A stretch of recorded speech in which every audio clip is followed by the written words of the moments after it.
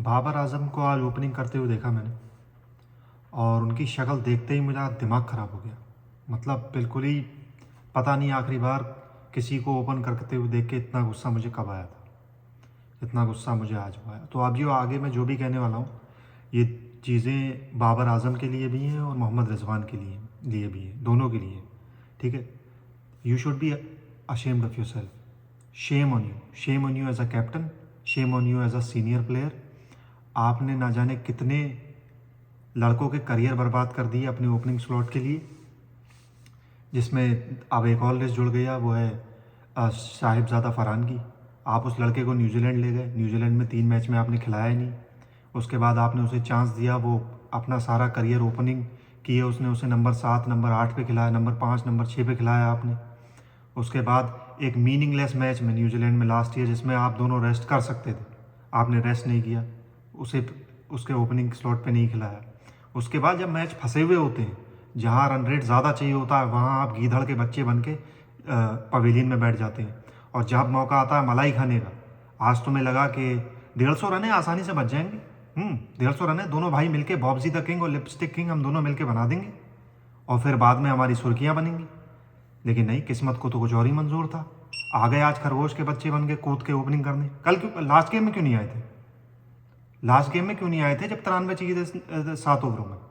तब क्यों गीधड़ बन के डगआउट में बैठ गए? यूएसए के अगेंस्ट सुपर ओवर में क्यों बैटिंग करने नहीं आए थे दोनों डुओ? जो डायनेमिक डुओ है तुम्हारा, यूएसए के अगेंस्ट सुपर ओवर में 19 चाहिए थे तो क्यों नहीं आए थे? 27 गेंदों में 8 रन बनाए थे, याद है? तब क्यों नहीं आए थे जब सुपर ओवर में 19 चाहिए थे? तब क्यों भेज दिया था इफ्तिकार को और फ़खर जमान को? फ़खर जमान का करियर किसने बर्बाद करा? इन्हीं दोनों ने। मोहम्मद हारिस नाम का एक बैट्समैन था, बहुत ही एक्सप्लोसिव बैट्समैन। इसी सिडनी के ग्राउंड में जिसमें आज इनका जनाजा निकला, यहाँ रबाडा और नोकिया को घुमा घुमा के छक्के मारे थे उसने 2022 के वर्ल्ड कप में। कम बैक कराया था उसने, उसको टीम से निकाल दिया। उसका करियर किसने खाया? इन्हीं दोनों ने। टॉप ऑर्डर का बैट्समैन था, उसे नंबर 5 पे खिलाया, नंबर 4 पे खिलाया। उसे पावर प्ले का कभी इस्तेमाल ही नहीं करने दिया, पूरा पावर प्ले खुद खा गए। जितनी गेंदें पावर प्ले की होती हैं उससे ज़्यादा तो इन दोनों को सेट कर होने में लग जाती है। क्या करा आज? क्या गूं फैला के आए हो तुम आज? जीता हुआ मैच, बॉलरों ने अपनी जान लगा दी भाई। मैं क्या बेहतरीन रिव्यू करने वाला था बॉलिंग का, क्या शानदार रिव्यू, क्या पोएटिक रिव्यू।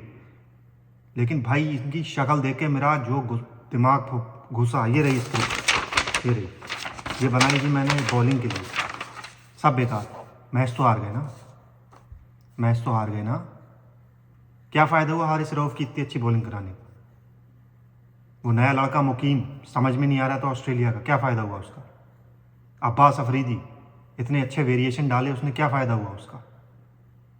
जो इससे पहले वाली वीडियो में मैं बता चुका हूँ, ये 3 लड़के जब तक इस टीम में है इसका कुछ नहीं हो सकता। बाबर आजम, मोहम्मद रिजवान, सलमान अली आगा, ये तीनों एक ही स्टाइल के एंकर प्लेयर हैं और जब तक ये तीनों तुम्हारे टॉप 6 में खेलेंगे तुम्हारा कुछ नहीं हो सकता।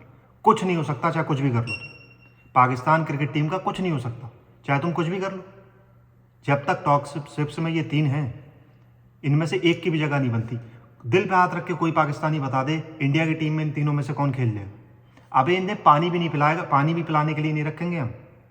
ऑस्ट्रेलिया की ए टीम में रख लेंगे बाबर आजम, इंग्लैंड वाले बाबर आजम को अपनी टीम में रख लेंगे, जगह बनती है बाबर आजम की। बाबर आजम को बीबीएल में कॉन्ट्रैक्ट नहीं मिलते हैं। 100 इंग्लैंड में एक टूर्नामेंट इवेंट होता है, उसमें ये अनड्राफ्टेड जाते हैं। सीपीएल में कोई थूकता भी नहीं है इन पे, नसीम शाह भी इंक्लूड है इसमें, और तुम्हारे वो left arm pacer Shaheen Shah भी इंक्लूड है इनमें। रेस्ट करने का कल्चर ही गायब हो गया है। रेस्ट तो हम करेंगे नहीं, रेस्ट कर लिया तो रेस्ट इन पीस हो जाएगा। क्यों भाई, क्यों नहीं करोगे रेस्ट? करियर बर्बाद कर लिए अपने। 2 साल पहले इन्हें जो भी तुम्हारा एनसीए जैसा कुछ भी तो होगा पाकिस्तान में, रिहेब सेंटर, 2 साल पहले जब 2022 का वर्ल्ड कप हारे थे तुम, तब शाहीन शाह अफरीदी की टांग में चोट लगी थी।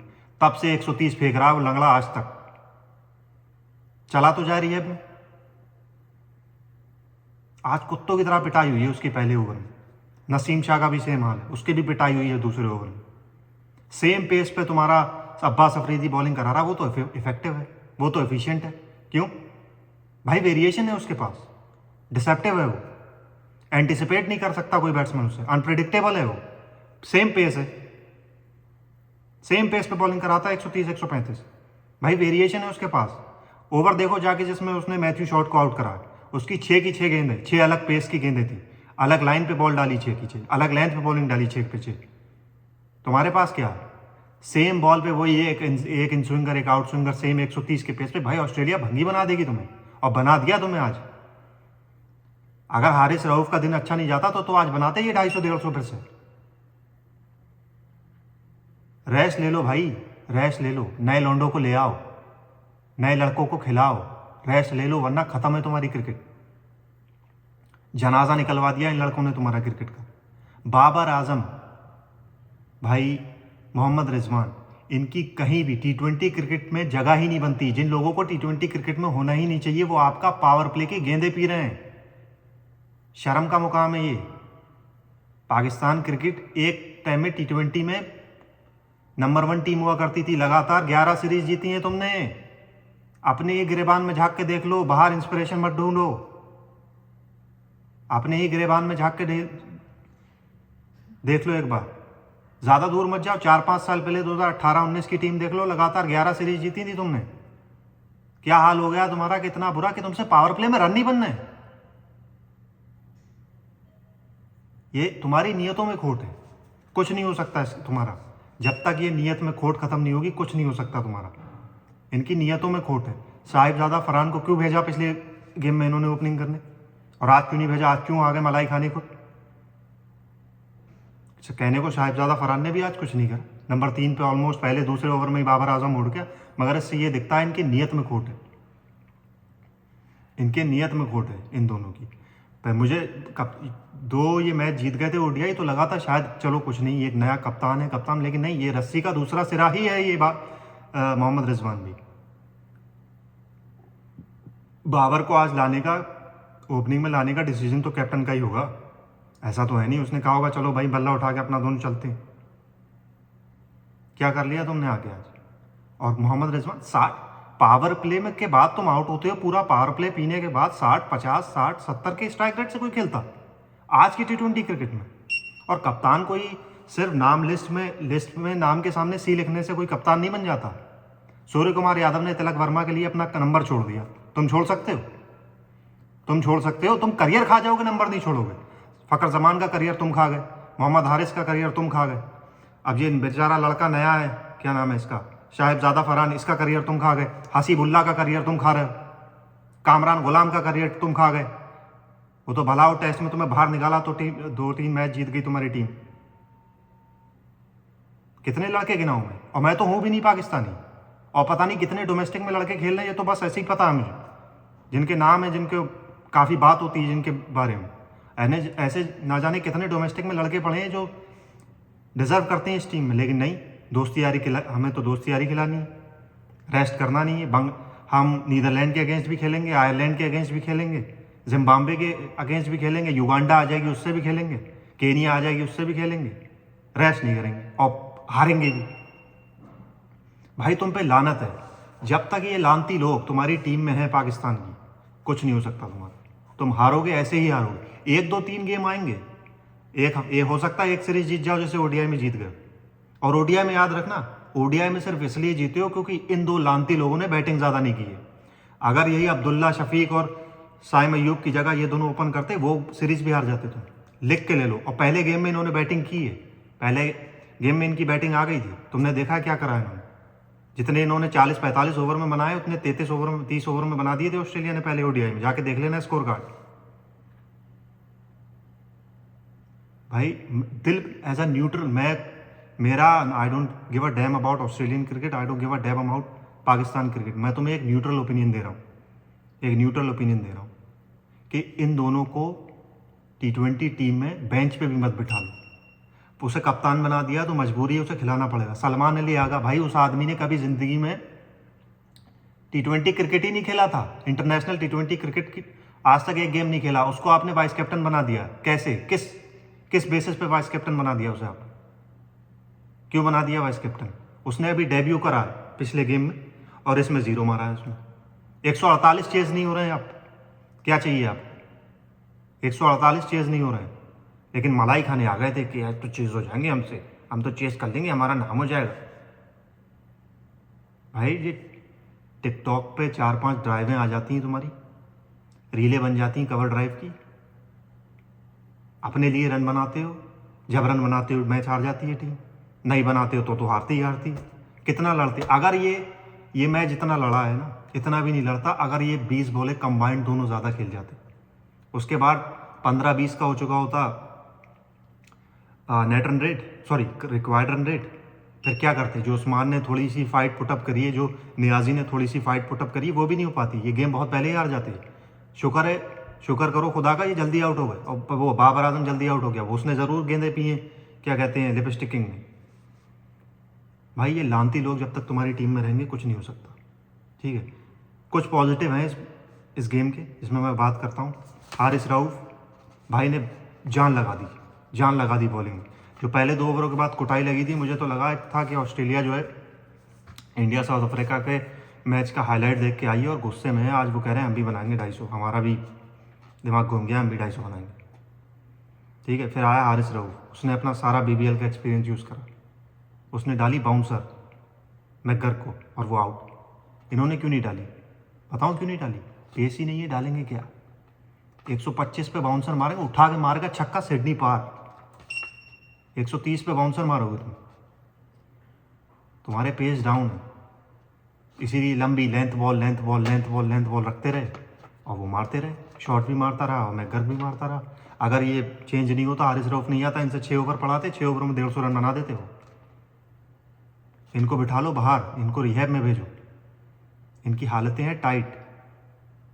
तुम्हारे पास टैलेंट की कमी नहीं, मैं नहीं मान सकता इंडियन सब कॉन्टिनेंट में, इंडिया पाकिस्तान जैसे देशों में टैलेंट की कमी होगी ना, हो ही नहीं सकता ऐसा। लेकिन तुम ये लंगड़े लूले खिलाते रहोगे, लेकिन नए लड़के नहीं बनाओगे। क्या होगा भाई ऐसे, कोई फ़ायदा नहीं।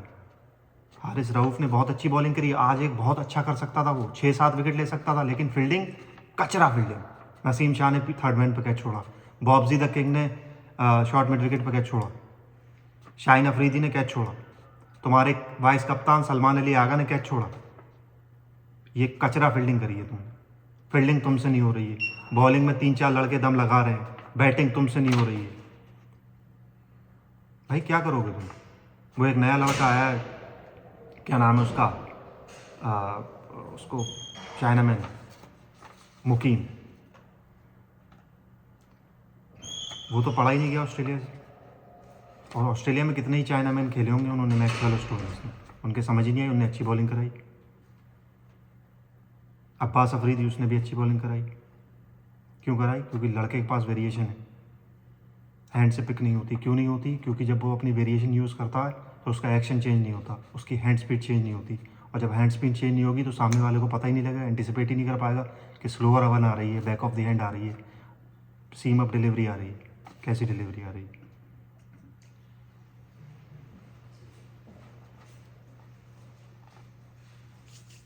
तो मैं ये नहीं मान सकता कि तुम्हारे पास टैलेंट की कमी।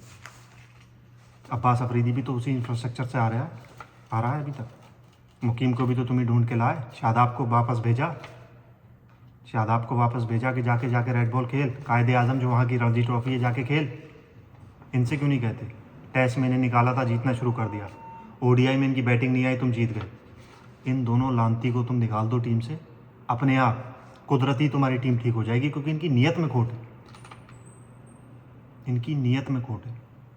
ये 4 लड़के हैं जिन्हें रिहैब में भेजना है, नसीम शाह और दूसरा यासिर, क्या नाम है, नसीम शाह और शाहीन शाह। 2 साल हो गए, 2 साल पहले तुम्हें इन्हें रिहैब में भेजना था। अब तो ऑलमोस्ट वो जो चोट थी, वो चोट से पूरा कोढ़ की बीमारी बन चुकी है, पूरी टीम में फैल गई है।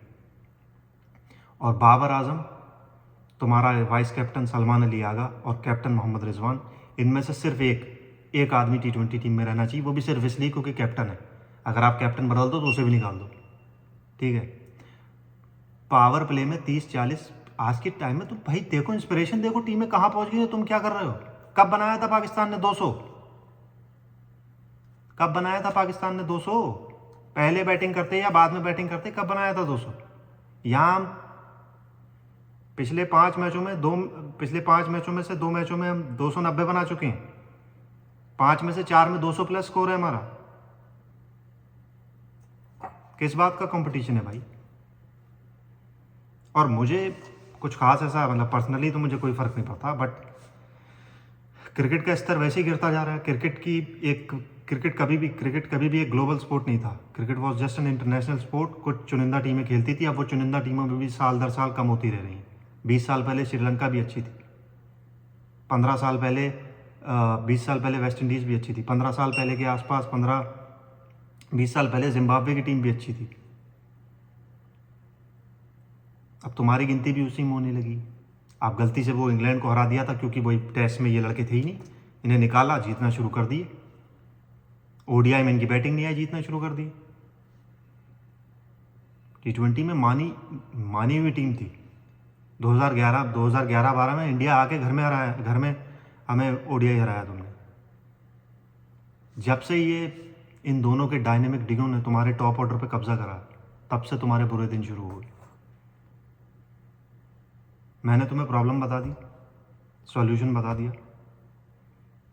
बाकी करना तो तुम्हारे हाथ में। तीसरा मैच है, तुम भी लिख के लेता हूँ तुम नहीं जीतोगे। ये सेम बैटिंग लाइनअप के साथ उतरो, लिख के देता हूँ तुम नहीं जीतोगे, लिख के देता हूँ तुम नहीं जीतोगे। जीत जाओ, मैं वीडियो बनाना बंद कर दूंगा 100%। अगर तुम सेम, तुम्हारा बॉलिंग जिता दे वो बात अलग है।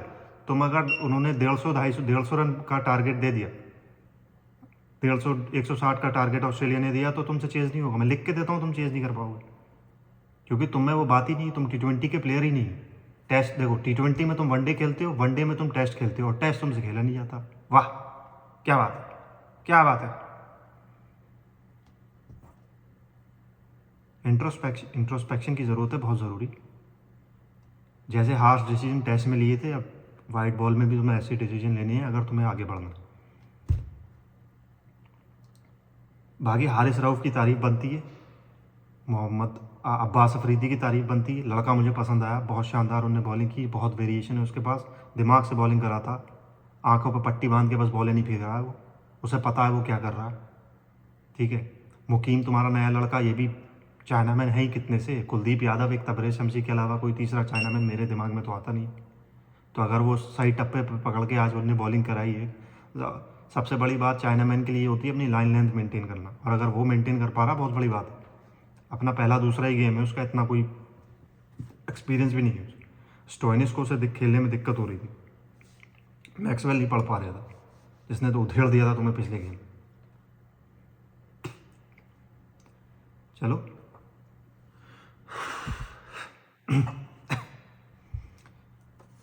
तो फिर अब देखो, अब सीरीज़ तो हार गए तुम।